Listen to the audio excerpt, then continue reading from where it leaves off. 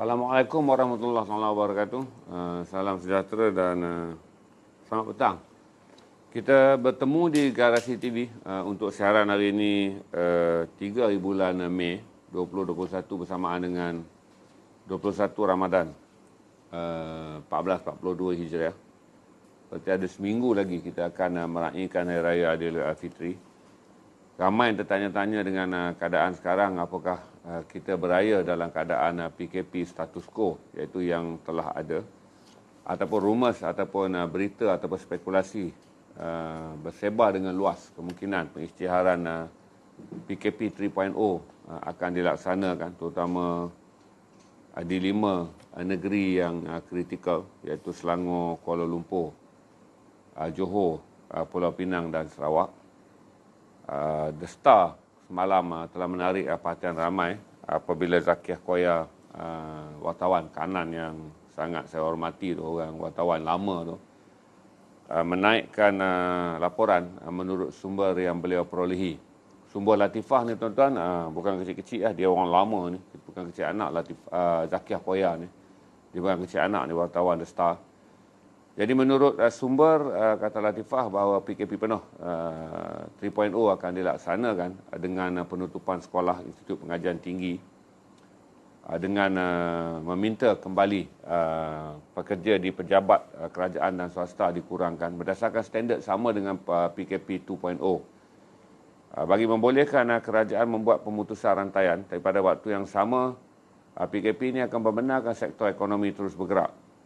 Jadi saya tahu kata Zakiah ada kontak tu, dan The Star sebagai akhbar yang akan menanggung banyak risiko sekiranya menyiarkan berita yang boleh mencetuskan kegusaran awam.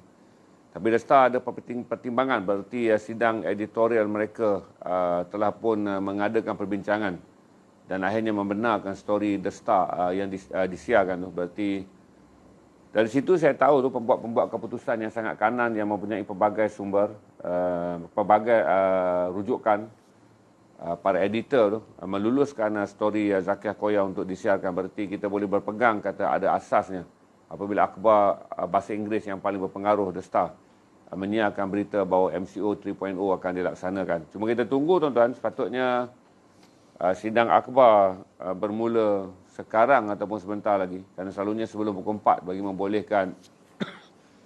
Selalunya sidang media akan dibuat pukul 3 ke 4 petang bagi berita-berita penting yang utama, bagi membolehkan media-media yang menyiarkan berita pada waktu malam sempat memproses berita untuk dinaikkan dalam berita pukul 8, ataupun berita yang beroperasi pada pukul 7.45 seperti Astro Awani. Tapi kalau antara pukul 3 hingga pukul 4 ni tuan-tuan, tiada sidang akhbar dibuat oleh yang berhormat Menteri Kanan Kluster Keselamatan, Datuk Seri Ismail Sabri Yaakob. Berarti tiada kemungkinan dibuat hari ini kerana PKP kita berakhir pada 5 hari bulan Mei. Kalau buat besok berarti ada lagi masa tapi tak panjang. Cuma itulah tuan-tuan, saya rasa apa yang memperlahankan PKP ini adalah usaha pelbagai pihak untuk mengumpulkan fakta dan data, dan kerajaan juga berada dalam keadaan complicated untuk membuat keputusan. Pertama adalah satu, jika mereka membuat keputusan berasaskan keperluan perubatan dan keperluan sains mengenai pengawalan wabak, berarti langkah yang paling tepat adalah melaksanakannya secepat mungkin. Tetapi bagi menghadapi sentimen masyarakat Islam terutamanya yang akan meraihkan Hari Raya Aidilfitri dan tempoh terdekat, PKP ini akan ditafsirkan sebagai kezaliman kerajaan dan satu lagi pukulan hebat.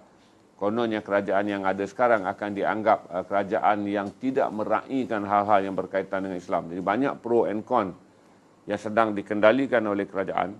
Tetapi saya fikir kata kalau mendengar nasihat Majlis Keselamatan Negara dan Kementerian Kesihatan Malaysia, pastilah nasihat ini berasaskan kepada fakta bahawa Malaysia perlu mengadakan lockdown dengan secepat mungkin dan segera, terutama bagi mengelakkan pergerakan luar biasa. Walaupun sempadan negeri telah ditutup, pergerakan masih boleh dibuat di dalam kawasan negeri, terutama bagi mereka yang berada di Selangor. Kerana di Selangor ni tuan-tuan, kebanyakannya, walaupun adalah anak rantau yang paling banyak mendiami kawasan seperti Shah Alam dan Petaling Jaya, tetapi perayaan di Selangor juga membabitkan. Daripada 6.8 juta penduduk Selangor ni tuan-tuan, 60% adalah anak jati Selangor yang akan membuat pergerakan rentas sempadan dan rentas daerah bagi membolehkan mereka meraihkan Hari Raya kerana kaum kerabat mereka berada dalam negeri Selangor. Jadi sekiranya PKP penuh tidak dilaksanakan, berarti pergerakan rentas kawasan di Selangor akan berlaku dengan besar, kerana sebahagian besar daripada penduduk Selangor akan meraihkan Aidilfitri tanpa balik kampung, kerana jumlah yang akan balik kampung adalah majoriti mereka yang berada di Kuala Lumpur, iaitu sekitar 60-70% daripada mereka yang berada di Kuala Lumpur, dan sebahagian besar anak rantau yang bukan anak Selangor tapi berada di Selangor adalah mereka yang berada dalam zon industri, iaitu yang berada di Kelang Shah Alam dan juga Petaling Jaya. Jadi ini yang sedang diambil, tapi kalau tanya saya menyokong PKP 3.0 dilancarkan segera dengan memutuskan seterusnya rangkaian sosial bagi memastikan rangkaian jangkitan juga dapat dijalankan, rangkaian jangkitan juga dapat diputuskan, manakala sektor ekonomi dibenarkan beroperasi dengan sektor di bahagian perkhidmatan dan juga di bahagian pengurusan pejabat dikurangkan kepada 70%, seperti mana yang telah kita laksanakan dalam PKP 2.0. Ini sekurang-kurangnya tuan-tuan, walaupun tidak dapat menurunkan angka ini kepada 0.4, RO0 sangat jauh tu, sebab kita berada pada sekitar 1.12 sekarang. Tetapi sekurang-kurangnya kita tidak akan melalui angka jangkitan 4,000 ke 4,500 lepas Hari Raya. Kalau kita tengok R0 sekarang tuan-tuan, dia tidak akan menurun kalau tidak ada pemutusan rangkaian. Tidak akan ada keajaiban akan berlaku kalau kita mengekalkan status quo, iaitu apa yang kita buat sekarang kita kekalkan. Berarti kita harus menerima hakikat dalam tempoh 7 hari ke 10 hari sekarang, kita mungkin mencapai angka 4,000 ke atas. Dan seterusnya, selepas Hari Raya, sekiranya aktiviti pergerakan ini juga berlaku di kawasan-kawasan negeri yang rakyatnya boleh meraihkan perayaan tanpa perlu merentas negeri. Kerana di Kedah, di Perak, di Negeri Sembilan, di Johor, di Terengganu dan di Kelantan, perayaan kebanyakannya adalah perayaan rentas daerah ataupun rentas kawasan, kerana itu adalah kawasan penduduk setempat. Berarti walaupun budaya 4 juta orang yang berada di Lembah Kelang tidak akan balik kampung seperti biasanya, tetapi ia masih lagi mengancam keselamatan awam apabila rakyat bergerak daripada rumah ke rumah, terutama mereka yang sekarang ni tidak pasti sama ada mereka dijangkiti ataupun tidak dijangkiti. Untuk makluman tuan-tuan, seperti mana saya ulas semalam, daripada 30 kes super spreader ataupun disebut sebagai variant of concern, variant berbahaya, yang dibuat, dia panggil jujukan genom. Nak sebut dalam mudah macam mana, pengawasan venom. Daripada swab test tu yang dibuat beribu-ribu yang positif. Sejumlah test, swab test ni dibuat di makmal biasa. Ada 63 makmal di Malaysia yang akan mengeluarkan keputusan swab test. Kita test, masuk benda tu ke hidung, test. Positif, negatif. Ada 63 makmal. Tapi pusat kajian penyakit berjangkit hanya ada 1 makmal. Daripada sampel yang beribu-ribu diambil sampel positif tiap hari, hanya sejumlah sampel saja dibawa kepada pusat kaji selidik wabak berjangkit. Jadi pusat pendidikan wabak berjangkit ini telah mengesan dalam tempoh 24 bulan hingga 1 Mei, terdapat 30 variant of concern ataupun saya sebut variant berbahaya. Iaitu 27 varian Afrika telah dikesan berada di Malaysia dan 3 varian United Kingdom. Berarti varian United Kingdom ni pula dikesan 2 kesnya berada di Selangor dan 1 kesnya di Sabah. Manakala varian Afrika ni 10 kes berada di Perak dan 10 kes berada di Kelantan. Apa yang saya risau sekiranya ini adalah sampel jujukan. Berarti mungkin lebih daripada 10 berada di Perak dan tentulah lebih daripada 10 berada di Kelantan. Kerana pattern di Kelantan jelas adalah pattern perebakan jangkitan pantas.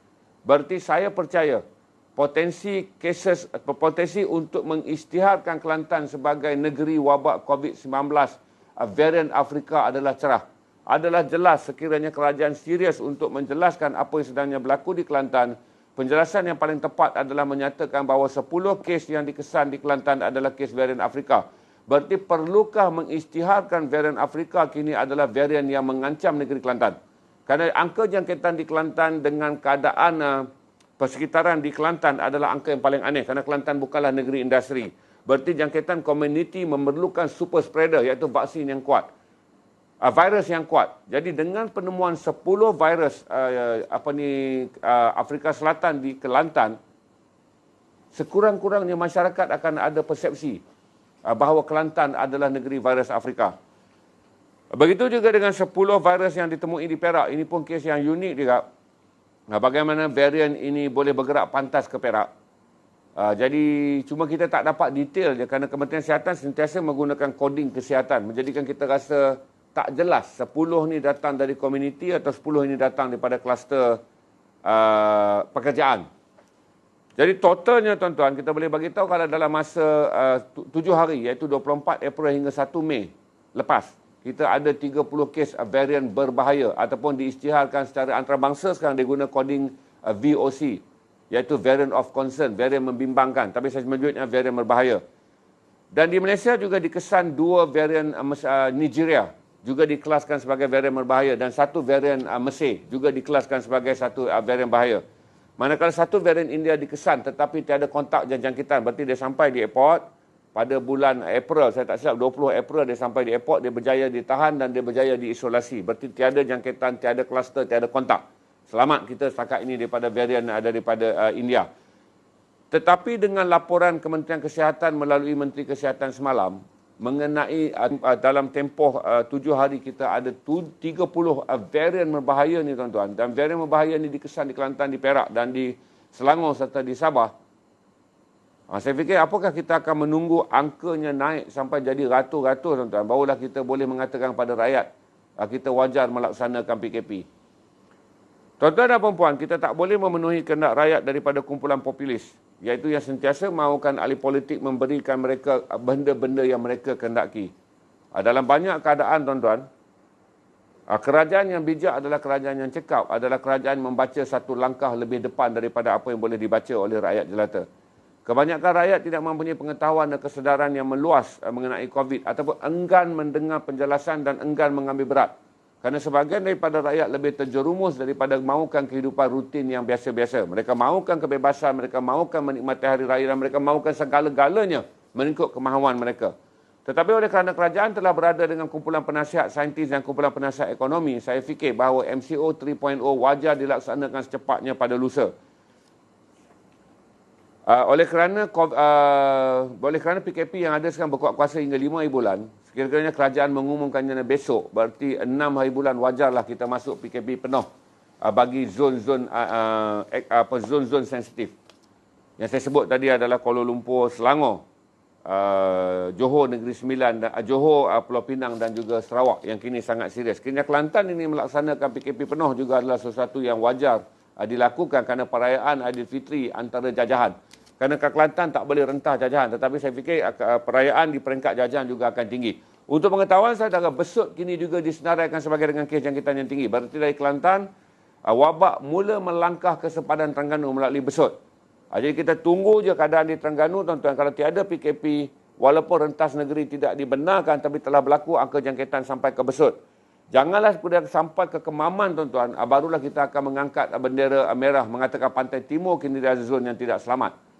Terima kasih sembah kepada Duli Tuanku Sultan Johor yang telah meminta kerajaan menyegerakan PKP sebelum keadaan menjadi bertambah buruk. Untuk pengetahuan saudara, Pengarah Kesihatan Negeri Kelantan telah mengeluarkan kenyataan semalam bahawa Kelantan akan melalui proses jangkitan 3 angka sehari selama sebulan lagi.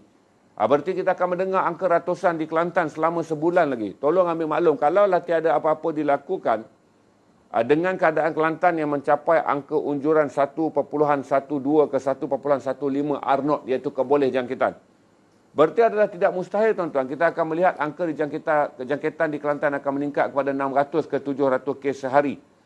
Dalam tempoh 4 minggu, 2 minggu ni, sekiranya kerajaan tidak segera melancarkan MCO. Kelantan adalah pattern yang aneh, di mana pertama kali membagi pengajaran kepada Malaysia, zon bukan industri. Zon yang tidak memiliki kepadatan penduduk masih boleh terdedah kepada bahaya jangkitan yang sangat luar biasa apabila Kelantan mencatatkan 300 ke 400 angka jangkitan dalam masa seminggu. Begitu juga kes di Sarawak yang kita anggap telah juga berada dalam keadaan butang merah. Orang dah tekan butang merah di Sarawak dengan angka jangkitannya. Berarti Sarawak juga memerlukan MCO penuh. Walaupun beberapa keadaan di Sarawak perlu dilihat dengan baik. Terutama Majlis Keselamatan Negara perlulah membuat kajian atau perinci bagi membolehkan apabila PKP dibuat. Tidak ada daerah perkampungan dan juga pertempatan di Sarawak yang akan mengalami masalah hilang bekalan makanan ataupun putus bekalan makanan. Kerana bekalan makanan adalah satu yang sangat complicated di Sarawak. Tidak ada kawasan-kawasan tertentu yang memiliki stok simpanan makanan yang panjang, sekalipun untuk 7 hari.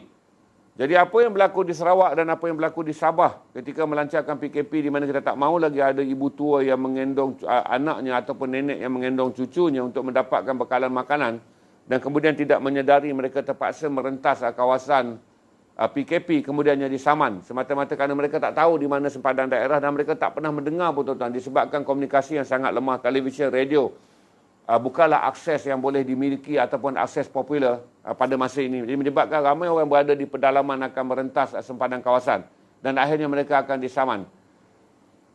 Jadi itu saja hari ini saya nak ingatkan pada saudara bahawa kita masih menunggu sekiranya Menteri Kanan Kluster Keselamatan Datuk Seri Ismail Sabri akan mengadakan sidang akhbar. Kawan-kawan saya tak hantar WhatsApp mengatakan bahawa ada panggilan sidang akhbar ataupun notis sidang akhbar. Berarti harapan tipis untuk hari ini kita mendapat berita daripada kerajaan. Berarti spekulasi dan juga kabar angin terus saja akan disebarkan hari ini di media sosial. Ramai yang dah mula bagi tahu kata Isnin sekolah tutup. Macam-macam lah maklumat saya dengar.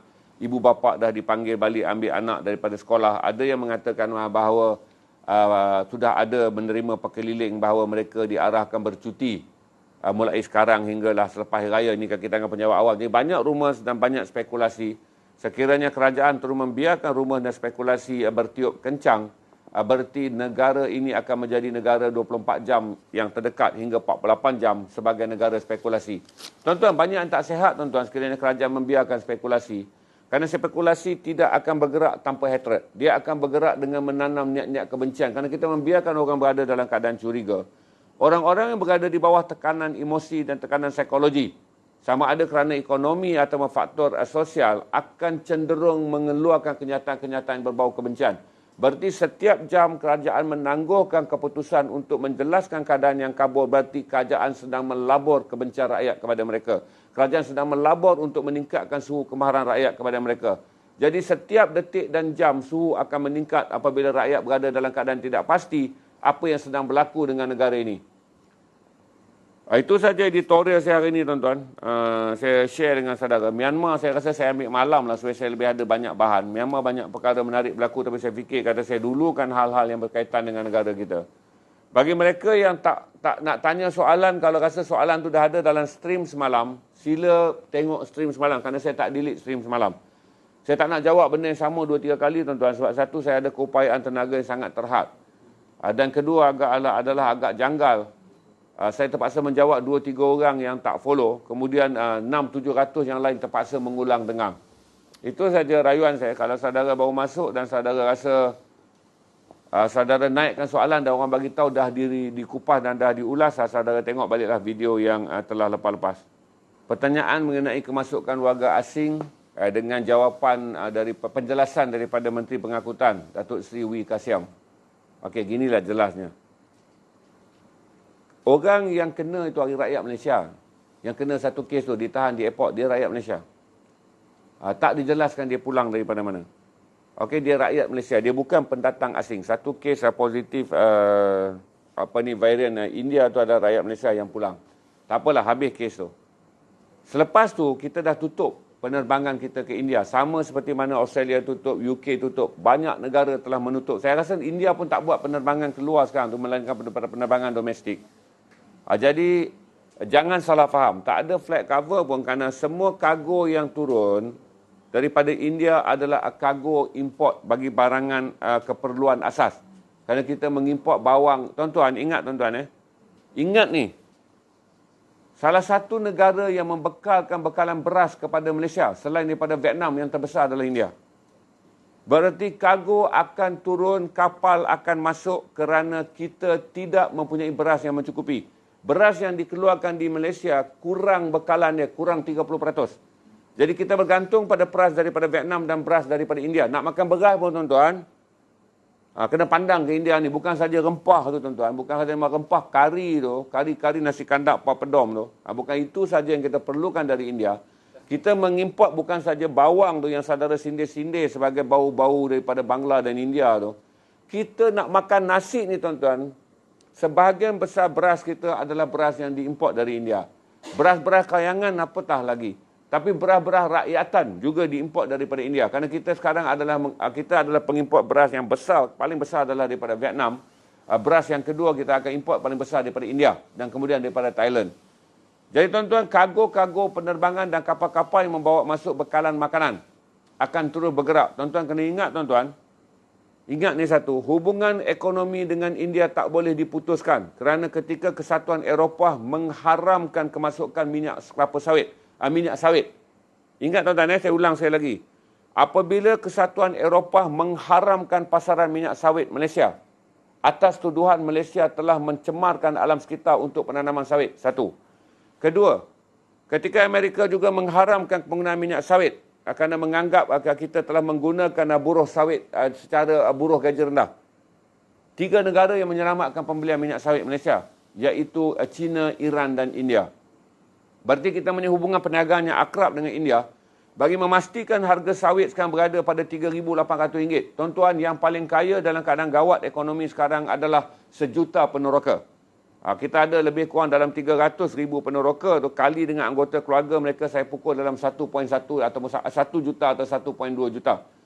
Peneroka menikmati harga sawit mencapai RM3,800 setan metrik setelah harga kapal sawit jatuh antara RM1,200 hingga RM1,008 apabila Kesatuan Eropah telah memilih untuk memulaukan minyak sawit Malaysia dan Indonesia.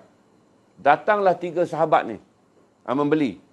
Satu puak yang kita panggil Syiah ni, yang kita dah marah Syiah Iran ni, tapi dia adalah rakan ekonomi penting kerana Syiah telah memilih, kerana Iran telah memilih untuk menjadi pengimport bagi menyelamatkan minyak sawit Malaysia daripada tergantung dan tiada pasaran. Kemudian negara pembeli yang paling besar adalah China yang menawarkan pembelian minyak sawit bagi menjaga hubungan diplomatik dan hubungan perniagaan dengan Malaysia. Dan ketiga adalah India. Okey? Jadi tak ada cover up pun tuan-tuan. Kalaulah cover up ni tuan-tuan, turun je kapal terbang tuan-tuan. Airport bukanlah kawasan zon larangan bagi penggunaan handphone. Orang dia rakam lah tuan-tuan. Kalau rumah Siti Nurhaliza yang kecil pun orang rakam macam-macam. Nilofa pergi beli kapet pun tuan-tuan tahu. Tuan-tuan ulas sampai 14K komen. Takkanlah di airport yang besar tu tuan-tuan tak dapat visual kalau turun berbaris-baris orang daripada India. Okey, tak ada berlaku tu. Datuk Sri Wee Ka Siong tak akan berbohong. Kerana beliau mengatakan bahawa semua kargo yang terbang dari India adalah kargo penghantaran bekalan barangan, bukan penerbangan komersial. Jika PKP soalannya jika PKP dilaksanakan, apakah nasib peniaga kecil yang bergantung kepada jualan harian? Inilah kumpulan yang akan paling terkesan tuan-tuan. Paling teruk terkesan. Cuma di beberapa negeri, ada beberapa, saya nak ambil contoh beberapa negeri, terutama Pahang, telah merasakan model yang sangat bagus. Di mana Pahang kata, sekiranya bazar dikumpulkan pada satu tempat, orang akan datang pada satu tempat. Berarti satu tempat tu akan mengalami kram atau kepadatan pengunjung melebihi daripada kebolehupayaan penjarakan sosial. Jadi bazar-bazar yang diarahkan ditutup di Pahang memberikan kerajaan Pahang memberikan kelonggaran di mana peniaga-peniaga dapat menjaja di semua kawasan asal tidak melalui lalu lintas. Okey, mereka boleh menjaja di mana saja asal tak ganggu lalu lintas.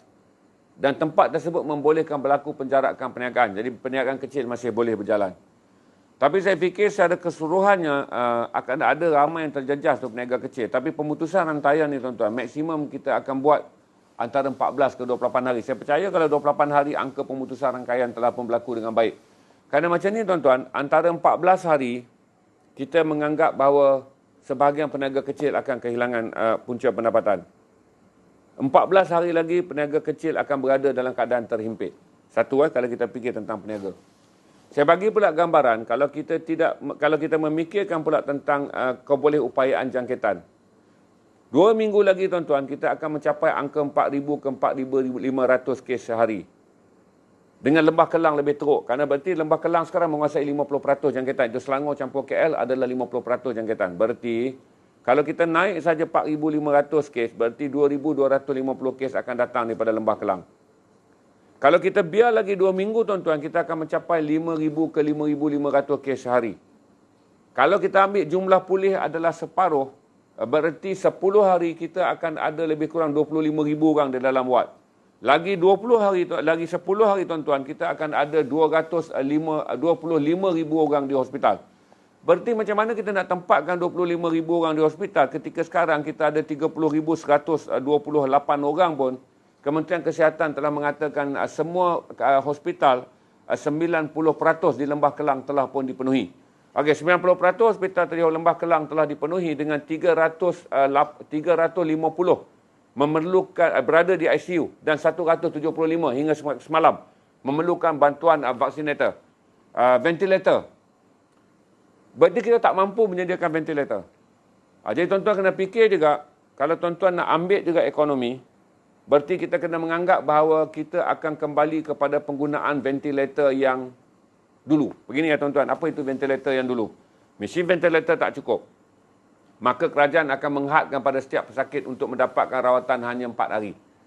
Hari pertama, saudara telah disahkan berada pada tahap 3 atau tahap 4 memerlukan bantuan mesin pernafasan. Keluarga saudara atau saudara akan diberikan bantuan mesin. Saudara dapat sehari. Hari kedua, saudara akan dibaringkan. Hari pertama, bagi mesin, peningkatan oksigen tidak berlaku. Hari kedua, keluarga akan dimaklumkan bahawa saudara akan dibaringkan. Berarti saudara diberi suntikan sedatif, tidak sedarkan diri, dikomakan dan dibaringkan pula. Dimenerapkan ke bawah. Kali itu dikatih menerap ke bawah. 2 hari kalau oksigen tak meningkat, keluarga akan dimaklumkan pada hari keempat bantuan oksigen akan ditarik balik. Berarti 7 kematian. Dibiarkan mati tanpa rawatan ventilator kerana akan memberi ruang kepada orang lain guna ventilator. Kerana jumlah pesakit yang memerlukan bantuan oksigen lebih tinggi daripada kemampuan kerajaan menyediakan ventilator. Jadi akan timbul juga spekulasi bahawa lebih ramai orang akan terdedah kepada ketidakupayaan kerajaan memberi rawatan kerana khad fasiliti kesihatan yang kita ada. Berarti angka kematian akan meningkat dengan lebih tinggi selain angka jangkitan. Berarti tuan-tuan, ekonomi sekiranya kerajaan mempunyai wang, berarti ekonomi boleh disalurkan dengan wang. Tetapi menyekat COVID-19 tak boleh disekat dengan wang. Pasal COVID ni tak boleh diberi wang. Dia akan merebak dan merebak. Apa yang perlu kerajaan buat sekarang adalah mencari dana sekurang-kurangnya apabila kalau kita buat pemutusan rantaian 14 ke 28 hari lagi. Berarti mereka yang terjejas teruk ada di bawah rantaian ekonomi, boleh paling tidak kerajaan beri sedikit bantuan kewangan. Sedikit, saya tak mungkin banyak pun kita ada kerana kita adalah negara yang telah membelanjakan begitu banyak wang bagi menjana ekonomi. Untuk pengetahuan saudara, bagi suku pertama tahun ni, kita kehilangan 60% pendapatan KDNK. Laporannya baru keluar ini malam ni, saya detailkan. Tadi baru saya baca sepintas lalu je. Dalam Facebook, Datuk Seri Najib dinaikkan detail angka-angka tu. Berarti kita sedang mengalami pengecutan ekonomi yang sangat dahsyat bagi suku pertama tahun ni. Jadi kalau saya tengok data tu yang dikeluarkan oleh kerajaan, saya tak tahu nak mana ambil kat data. Tapi banyak media mengambil data tu daripada, bukan daripada Datuk Seri Najib, daripada Tony Puah, daripada Setiausaha Publicity DAP, Tony Puah. Berarti Tony juga tidak bercakap sebarangan. Dia mengambil data tersebut daripada Kementerian Kewangan. Berarti data menunjukkan bahawa kita sedang mengalami pengecutan ekonomi yang menyebabkan ramai orang merengsa. Golongan rentan memang sangat-sangat berada di bawah paras tekanan. Tetapi saya jelaskan pada saudara pula, apabila kesnya telah mencapai 5,000, RO0 akan naik pada 1.5 dan selepas gandaan seterusnya akan laju. 7,500 dan boleh bawa pada 10,000 kes sehari. Berarti option dia, saya fikir mudah untuk saudara fikir. Kita boleh cari wang setiap hari, tetapi setiap hari kita tidak boleh memberikan nyawa untuk mati. Tapi kalaulah kita berada dalam keadaan mengatakan bahawa kita perlu memberi wang kepada berjuta-juta orang yang lapar dan memerlukan pekerjaan, dan kita reda untuk melihat bahawa matilah kamu yang sewajarnya mati apabila kamu dijangkiti dan tidak mempunyai fasiliti rawatan yang mencukupi. Ketika kita menerima kemuncak jangkitan 4,000 sehari tu tuan-tuan, pelaksanaan 4 hari penggunaan ventilator telah dilakukan. Berarti 4 hari saudara, mereka yang dirawat, hari pertama, kedua dan ketiga tak menunjukkan tanda-tanda positif, maka hari keempat keluarga akan dihubungi dengan dimaklumkan bahawa ventilator akan ditarik. Dan selalunya setengah jam selepas itu keluarga akan dimaklumkan bahawa pesakit telah pun meninggal dunia dan akan dikebumikan dengan menggunakan SOP yang telah disediakan oleh kerajaan. Iaitu anggota keluarga seorang atau 2 orang saja boleh hadir, tapi menyaksikan penguburan daripada jarak 50 meter. dari kawasan perkuburan. Itu je saya boleh jelaskan kepada saudara petang ni. Begini tuan-tuan, apabila AstraZeneca batch pertama sampai 286,000 daripada 6.8 juta, jangan sebut perkataan kenapa dan sahaja, ayat tu salah. Tapi saya jawablah. Kenapanya adalah kerana 286,000 stok yang pertama sampai, dia telah dipertikaikan. Jadi kerajaan menganggap bahawa wujud pertikaian komen rakyat Malaysia yang tak mahu vaksin ni. Tapi vaksin tak boleh dibatalkan. 6.8 juta vaksin ni pula terpaksa diimport kerana kita telah menandatangani perjanjian dengan AstraZeneca. Maka 286,000 yang ada ni ditawarkan dulu kepada Lembah Kelang kerana vaksinnya dah ada, stoknya dah ada dan suntikannya perlu dilaksanakan dengan cepat. Dan yang kedua adalah kajian data untuk melihat respon rakyat Malaysia. Berarti dia tumpukan kepada Lembah Kelang kerana tuan-tuan, kalau dia pecahkan secara purata, 281,000 bahagi dengan negeri-negeri tuan-tuan. Berapa dos yang dibawa keluar? Tak banyak dos yang dapat dibawa keluar. Berarti dia tumpukan di Lembah Kelang, kawasan yang paling kritikal, dan kemudian sama YB Khairi Jamaluddin sedang membuat ujian respon. Berarti responnya A. 2 jam setengah saja.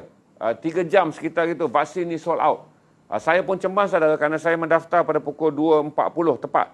Berarti sama ada nama saya dalam senarai 286,000 tu apa tu pun tidak. Saya masih menunggu jawapan. Bagi mereka yang akan disuntik pada 5 hari bulan, mereka telah menerima jawapan hari ini. Itu Muhammad Sehvik apa semua kawan-kawan saya tu, mereka telah mendapat jawapan. Kerana mereka mendaftar lebih awal. Berarti mereka telah mendapat jawapan hari ini, semalam mereka dah dapat jawapan bahawa mereka perlu 5 hari bulan untuk disuntik. Selepas ini tuan-tuan, pada bulan Mei ni juga, kita akan tunggu YB Khairi Jamaluddin akan mengumumkan 1 juta lagi vaksin ni sampai. Berarti Mei ni ada 1 juta. Itu stok yang datang April. Tak mau simpan stok lama kerana kos menyimpan stok tinggi, dia offer. Berarti pada Mei nanti apabila sampai tuan-tuan, dia akan menawarkan 1 juta lagi. Dan akhirnya sampailah kepada 6.8 juta vaksin AstraZeneca. Yang tentunya akan ditawarkan di seluruh negara. Buat masa ni oleh kerana dia adalah stok yang kerajaan tak tahu respon rakyat. Jadi kerajaan tawarkan di Lembah Kelang dengan logiknya ada 6.8 juta penduduk di Lembah Kelang, 6.8, 8.8, 1.9 adalah di Kuala Lumpur, ada 8.7 juta. 6.8 di Selangor dan 1.9 juta di Kuala Lumpur penduduk Malaysia ni. Maka ditawarkan dulu 258,000 tu untuk kegunaan penduduk di Lembah Kelang. Dengan menawarkan 4 saja lokasi suntikan. Saya tak ingatlah satu di Shah Alam. Saya rasa satu dah tentu dah saya daftar di PWTC. Saya daftar di PWTC. Dan ada 2 lagi, saya tak ingat di mana, maaflah tuan-tuan. Ceras ya? Ada 4 tu. Shah Alam. Shah Alam SACC. Saya rasa dekat tempat tu ada. 4 tempat je dia tawarkan dulu. Dan keempat tempat dia tawarkan ni, dengan suntikan bermula 5 Mei hingga 10 Jun, tak silap saya. Jadi mereka yang berada di luar Lembah Kelang yang yakin dengan AstraZeneca, jangan risau. Kerana stoknya akan masuk 1 juta dan stoknya akan masuk mengikut jadual perjanjian pembelian. Kerana kita tak batal ke pembelian. 6.8 juta. IDCC Shah Alam, UKM Universiti Kebangsaan Malaysia, Universiti Melaya, PWTC. Saya daftar PWTC. Doakanlah saya dapat tuan-tuan, sebab saya daftar untuk 5 Jun kerana daftar yang lain semua dah penuh date tu masa 2.40 tu sold out. Jadi apa macam ni tuan-tuan, di Malaysia ni barulah bila kita buat ujian ni baru kerajaan tahu. Mereka yang meyakini vaksin ni tinggi. Penyalak yang menentang vaksin ni adalah minoriti. Tapi kan dalam Facebook ni, di mana-mana pun tuan-tuan, anjing akan lebih kuat menyalak daripada ayam berkokok. Berarti oleh kerana salakan terlampau kuat, kerajaan telah mendapat tafsiran yang salah. Kononnya vaksin ini ditakuti rakyat Malaysia. Kerana salakan netizen dan salakan macam-macam ni. Tapi apabila dia buat dalam bentuk sukarela, optionnya, demandnya begitu tinggi. Di mana 400,000 orang lebih mendaftar. Waktu ditutup dengan mengatakan full. Tak boleh daftar. Dah 400,000 orang. Tapi kemudiannya dikatakan boleh terus mendaftar. Untuk berada dalam senarai menanti. Senarai menanti akan juga gazetted untuk 1 juta yang akan datang dalam bulan Mei. Saya tak tahu jadual penghantaran yang seterusnya kerana YB Khairi hanya memaklumkan yang akan masuk pada bulan Mei confirm 1 juta vaksin lagi. Tarikhnya belum dikemukakan. Bila masuk je tuan-tuan, vaksin ini akan mula mengikut jadual suntikannya seperti biasa. Kalau mengikut keadaan sekarang tuan-tuan, 28 juta vaksin di mana kita menggunakan Pfizer mencapai hampir Kalau tak silap saya, Pfizer akan membekalkan kita hampir 12 juta lebih, 12.8 juta vaksin tu. Kemudian kita ada 8 juta vaksin daripada Pfizer dan kita ada sekitar 8.2 juta vaksin juga daripada Sinopharm atau Sinovac ni. Berarti tuan-tuan, jadual pemvaksinan akan berjalan seperti biasa. Cuma stok Pfizer saja, stok AstraZeneca saja akan menjadi stok pilihan. Tapi berdasarkan saya punya semalam tuan-tuan, saya tak banyak grup WhatsApp, hanya ada 2 je grup WhatsApp saya.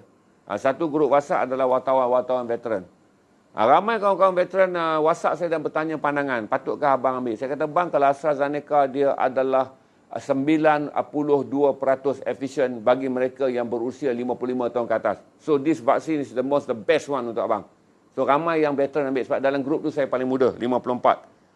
Yang lain tu kita ada ahli sampai berusia 79 tahun. Ini ramai dalam grup ni, segala otai-otai dan taiko-taiko media yang telah meninggalkan dunia kewartawanan. Kita ada grup silaturahim. Kita tak cakap pasal politik, tak cakap apa. Kita cakap pasal anak cucu, pasal kenduri kendara dan jalan menuju mati dalam alam kubur. Itu kita sembang, dia ramai tanya, saya PM mereka secara personal dan akhirnya mereka mendaftar. Dan sambil daftar tu dia hantar WhatsApp, abang kena buat apa lagi, abang kena buat apa lagi, abang kena buat apa lagi. Jadi saya menganggap setelah berlakunya viral sambutan AstraZeneca, dia telah memberi filem macam filem apa? 1-0, Nuju 4 Belalang. Kemenangan 1-0 kepada penyokong vaksin. Berarti selepas ini tuan-tuan, momentum untuk menyokong vaksin akan menjadi tinggi.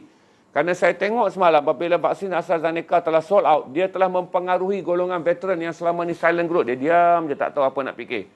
Habis kepada WhatsApp yang saya terima. Dan tuan-tuan penat juga tuan-tuan bantu mereka untuk key in dan kemudiannya mereka kata tak dapat jawapan tarikh ya bang, abang dalam senarai menanti. Kemudian dihantar dekat saya gambar, hurray dah ada jawapan, proses diterima dan terima kasih.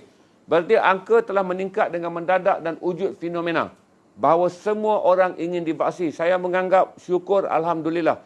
Walaupun Allah telah menguji kita dengan meletakkan vaksin ini dalam keadaan desperado. Tetapi akhirnya ujiannya apabila dibuka kepada pendaftaran sukarela, dia telah membuka mata semua rakyat Malaysia bahawa kumpulan pro-vaksin adalah ramai dan akhirnya kejayaan Sinovac sold out dalam tempoh 2 jam 40 minit telah mencetuskan gelombang luar biasa. Saya jamin selepas ni kemahuan golongan mereka yang berada atas pagar akan mahu divaksin dan jumlah peningkatan daftar vaksin akan meningkat dengan tinggi. Saya fikir itu sajalah tuan-tuan. Bagi mereka yang tak nak vaksin, tuan-tuan, ni tak ada pun sindir, tuan-tuan. Tuan-tuan boleh hidup. Kerana tuan-tuan adalah orang yang telah dilahirkan untuk tidak menerima sebarang bencana dunia. Kerana kemuliaan tuan-tuan telah diletakkan pada tahap yang tinggi. Kerana tuan-tuan adalah daripada DNA dan baka yang telah dijamin kehidupannya selamat di dunia dan akhirat. Okey, saudara duduk dan diam. Ini kami ni, yang meyakini ini kami adalah hamba yang faqih, hamba yang apabila diuji oleh Allah perlu berusaha. Maka biarlah kami orang yang mau berusaha sambil berdoa ini bekerja. Kerana tuan-tuan yang anti vaksin atau berkeyakinan kepada Allah Ta'ala, saudara adalah orang tak perlu berusaha, perlu berdoa saja. Sebab kan tingkat saudara tinggi, aulia-aulia. Okey, saudara duduk dan diam kerana saudara direct boleh minta kat Tuhan. Biarkan kami ni, orang-orang faqih, yang merangkak-rangkak mencari ihsan Tuhan, yang berdoa-doa mencari ihsan Tuhan dan kemudian kami terpaksa berusaha. Biarkan kami terus bekerja dengan usaha sambil kami berdoa. Okey, bagi golongan-golongan para awliya dan mereka yang telah menerima rahmat terus dari syurga, kau duduk dan diam. Bagi kami ni, orang-orang yang berada di atas dunia yang masih lagi perlu berusaha sambil berdoa, kami akan terus bekerja untuk mendapatkan vaksin sebagai salah satu usaha. Bahawa kami telah berusaha, ya Allah, untuk menerima segala ujianmu dan selepas kami berusaha, kami akan berdoa kepadamu, ya Allah. Pandanglah usaha kami dan rahmatilah usaha kami. Amin, ya Rabbal Alamin. Itu saya akan habiskan editorial hari ini. Ada berapa orang 1.1. Okey. Sekarang ada berapa orang? Okey, saudara nak tanya apa lagi? Saya tak mau jelas banyak sangat dah, tapi saya rasa saya dah jelaskan tu dah. Bahawa AstraZeneca telah memberikan, sebab AstraZeneca ni dia 76%, tapi apabila dia uji, dia mencapai 92%. Berarti ujian klinikal dia dengan ujian penggunaan dia adalah berbeza. Kerana AstraZeneca ni dia berjatuh di bawah vaksin yang menggunakan virus baik. Dia bukan jatuh di bawah mRNA. Jadi ada perbezaan di antara AstraZeneca dan Pfizer. Tapi alhamdulillah tuan-tuan, kerana kita tahu bahawa kalau kita batalkan AstraZeneca, berarti kita akan susah untuk mendapatkan stok vaksin yang lain. Kerana stok vaksin kini akan dihalakan ke India. Okey, berarti India akan menerima banyak bantuan. Walaupun India tak ada duit ataupun tak berduit, banyak bantuan akan diperoleh dari India. Kerana dunia tidak akan membenarkan India musnah. Kerana sekiranya virus ini dibiarkan bertapak kukuh di India selain daripada menghasilkan apa yang dipanggil double mutasi atau double mutation, iaitu virus yang paling berbahaya di dunia dalam sejarah COVID-19 adalah virus yang ada di India. Itu yang paling bahaya di dunia dalam sejarah dalam sejarah mutasi, kerana ini dipanggil mutasi berganda. Jadi kekuatannya adalah berganda-ganda daripada mutasi DG64 yang pernah melanda Sabah, berganda daripada varian United Kingdom dan berganda daripada varian Afrika. Jadi saya fikir kata kalau sekarang kita batalkan AstraZeneca dan kita nak menantikan vaksin yang lain, mungkin penjadualan vaksin kita akan sampai pada Ogos 2022. Tapi kalau kita menggunakan sistem yang ada sekarang, mengikut penjadualan, insyaAllah kita akan habis antara Disember 2021 hingga Februari 2022, mengikut jadual asal yang telah diatur oleh kerajaan. Soalan yang bijak mengenai apakah kerajaan akan menggalakkan rakyat untuk mengambil vaksin COVID. Okey, walaupun darurat diumumkan hingga 1 hari bulan Ogos 2021, 1 hari bulan Ogos 2021, berarti tidak mungkin kita tidak akan menyambung darurat. Kerana kita akan menyambung darurat. Sama ada darurat dengan parlimen dibenarkan bersidang atau parlimen tidak dibenarkan bersidang, darurat akan disambung. Kerana satu adalah kita memerlukan tempoh darurat untuk mengelakkan pilihan raya. Kerana kita tahu parlimen tidak akan dapat mengemukakan mana-mana calon yang memiliki undi 112 sebagai undi majoriti untuk simple majority untuk menjadi Perdana Menteri. Kem A pun sekarang yang memerintah, kalau dia undi dia ada mungkin tak sampai 100. Kem B pun kalau dia pergi sekarang dia tak capai 100. Kem C kalau dia pergi pun dia tak capai 40. Berarti tiada kerajaan yang boleh dilantik di parlimen. Oleh kerana nak mengelakkan parlimen shaking, kita memerlukan pilihan raya. Kita bersetuju. Tetapi sekiranya darurat berakhir pada 1 hari bulan Ogos, pada waktu tersebut tak mungkin 50% rakyat Malaysia divaksin. Tak mungkin virus telah pun mengendur dan tak mungkin kita boleh menuju pada pilihan raya. Jadi berarti saya yakin darurat akan disambung. Apabila darurat akan disambung, YB Khairy Jamaluddin telah memberitahu bahawa dengan stok yang ada hingga 30 hari bulan Ogos, dengan stok yang akan dijangka masuk daripada pengimport, dan dengan jumlah angka pendaftaran yang rendah iaitu 9 juta pada waktu Khairy cakap ni 3 minggu sudah. Google balik cari. YB Khairy kata mesyuarat kabinet yang pertama pada bulan September. Ingat mesyuarat kabinet yang pertama pada bulan September. Ketika kabinet masih boleh menggunakan akta darurat sekiranya darurat disambung, berarti kabinet akan menggunakan akta darurat, maka suntikan ini akan dibincangkan sebagai suntikan wajib.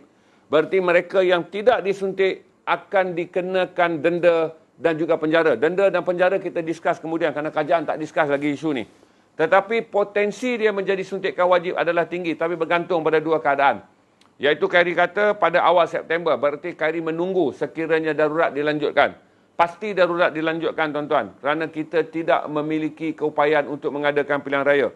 Dan pada waktu yang sama darurat dilanjutkan, kerana hingga sekarang tidak ada orang yang memiliki 112 undi. Kerajaan Mahyudin boleh dijatuhkan pada bila-bila masa, tetapi tak ada kerajaan yang boleh naik. Kerana tidak ada calon hingga sekarang yang memiliki lebih. Begini tuan-tuan, belasah saja Cik Din ni. Din, kau perintah ni kau tak ada 112 undi. Kerajaan kau ni adalah kerajaan yang tak majoriti. Belasah. Tapi yang lain pun tak ada majoriti tuan-tuan. Dia cuma ada lagu je. I have a number. I have a number. Dia ada lagu je. Dia pun tak ada undi. Berarti tak boleh nak buat apa-apa dengan membiarkan kerajaan status quo terus ada. Berarti apabila kerajaan status quo terus ada walaupun dia tak ada majoriti, dalam keadaan darurat, akta darurat akan dipanjangkan. Sama ada parlimen dibenarkan bersidang ketika darurat, itu terpulang. Bukan urusan saya untuk mikir setakat ni. Tapi sekiranya darurat diperpanjangkan, YB Khairy dah katakan mesyuarat kabinet pertama pada bulan September, iaitu hari Rabu, mesyuarat kabinet yang pertama. Yang akan dibentangkan oleh kementerian beliau adalah untuk meminta kabinet meluluskan suntikan vaksin sebagai wajib ke atas rakyat Malaysia dengan menggunakan akta darurat. Berarti selepas tu dia umum, sesiapa yang layak dan boleh disuntik tetapi tak mau disuntik, janganlah pula itu hari saya dah sebut. Dia tanya pula soalan, saya ni mengandung. Tuan-tuan, dah tentulah kalau tuan-tuan tak perlu disuntik kerana masalah kesihatan, dengan surat pengecualian, tuan-tuan selamat. Tapi bagi mereka yang layak disuntik kerana rawatan kesihatan mengatakan boleh disuntik, saudara kena suntik. Jadi jangan tanya saya soalan yang bangang pula. Saya ni kalau suntik saya mati. Kalau doktor kata disuntik mati, awak takkanlah disuntik kerana penyakit awak tu tak sesuai disuntik. Jadi kita bercakap dalam mereka yang layak disuntik tapi enggan disuntik akan jatuh di bawah wajib disuntik. Itu je. Okey, saya tinggalkan itulah. Nanti kalau ada kita discuss malam. Kita masih ada malam kerana Garasi akan streaming pada setiap petang dan malam, tuan-tuan. Jadi kalau saudara masih lagi nak dapatkan penjelasan, saya berani jamin. Darurat akan diteruskan. Kerana dalam pemerhatian politik saya tidak ada kerajaan yang boleh bertemu, tidak ada orang yang boleh bertemu dengan Yang di-Pertuan Agong dan membawa jaminan bahawa mereka memiliki undi majoriti. Yang di-Pertuan Agong berada dalam keadaan sekarang adalah selagi tidak ada majoriti, dia akan mempertahankan kerajaan status quo. Kerajaan status quo walaupun tidak cukup memiliki undi majoriti, dia terpaksa dilanjutkan kerana ini dipanggil kerajaan darurat. Berarti Yang di-Pertuan Agong telah menggunakan kuasanya untuk mengisytiharkan darurat dan melantik kerajaan status quo, iaitu kerajaan yang ada ketika berlakunya kegoncangan politik dan kegoncangan faktor keselamatan negara akibat COVID-19. Sama ada Parlimen perlu bersidang ketika darurat, itu soal lain. Kita bincang lain kali pula dia punya editorial. Perlukah YB Yang Amat Berhormat Perdana Menteri dan juga Menteri Undang-Undang Datuk Taqiyuddin Hassan memanggil sidang Parlimen? Itu hal yang kemudian kita discuss. Tapi kita bercakap dalam rentak COVID sekarang, darurat akan bersambung kerana COVID tidak menunjukkan angka-angka bahawa pada 1 Ogos kita bersedia untuk membubarkan Parlimen dan kemudian mengadakan pilihan raya. Itu tak mungkin tu. Hingga hujung tahun ini, hingga suntikan vaksinisasi mencapai targetnya iaitu 70 ke 80%, barulah Malaysia boleh membuka negaranya untuk mengadakan pilihan raya. Itu saja. Terima kasih. Assalamualaikum warahmatullahi wabarakatuh untuk sesi editorial. Saya akan mulakan sesi perniagaan sekarang kerana dah 45 minit dah.